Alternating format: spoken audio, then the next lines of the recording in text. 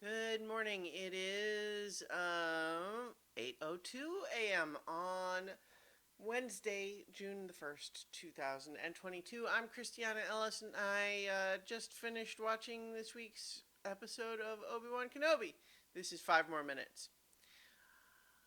So yeah, I'm back in the grind of getting up early to watch the new episodes of these Star Wars or Marvel shows before recording 5 more minutes. Apparently, I felt like doing it today anyway. Uh, I feel like I don't even know what to say about this episode. I'm not going to spoil anything, but it just makes me realize how I don't think I'm very objective when it comes to Star Wars anymore. I am definitely one of those fans for whom it's not that they are above criticism, but that my expectations for those shows and my ability to draw appreciation for it um, are different and offset from the people who are only casually interested. And I'm not trying to take credit or brag or anything about that as much as just to sort of recognize that I think one of the key examples that made me think of here is that I really liked the first two episodes, but then I saw a bunch of people who were found them to be very mediocre. And at first there was an element of me being like disappointed or frustrated that they weren't able to see what I see. But then I kind of looked at their criticisms a little bit more, and it was full of stuff where I'm like, well, yeah, I guess so, but that just didn't bother me.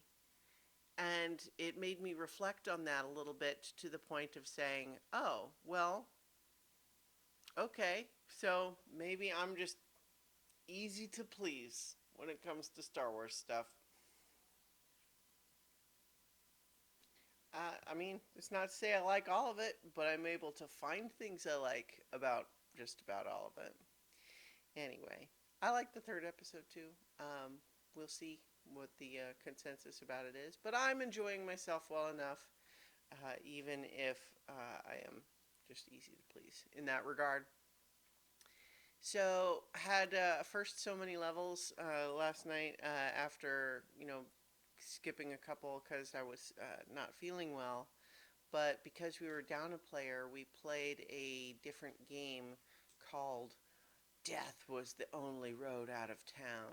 And this is a micro RPG written by Grant Howitt and um, Alex Roberts. And it was a lot of fun. It's basically sort of lucid dreams mixed with film noir, very simple mechanics, but the basic idea being you are trapped in somebody else's dream and you have to kind of try to make your way through and and kill the person who's trapped you there. And it's all film noir and pulpy, and it was a lot of fun, although very silly. I think one of the things that became a mechanic because I allowed it pretty early on was for the characters to just sort of immediately have anything that they could think of, and I just sort of made the checks a little bit more difficult if it was not obvious that that would be true. And I think that that's fine. Although I think in some cases that's part of what allowed it to get sillier than it might have been otherwise. Um, which is just a reflection on looking back. I don't think it was a problem as much as just it's a question of like how do you want the tone to be, and it's going to be a little bit sillier if you allow that stuff. But that said, since it's also supposed to be dreamlike, it's true that in dreams sometimes you weren't carrying around a crowbar, but you need a crowbar, so now you have a crowbar. It's dreams sometimes. And yeah, so I thought it was a good episode, and we had fun with it. So you can find you'll be able to find the video of that online, and get the podcast version too.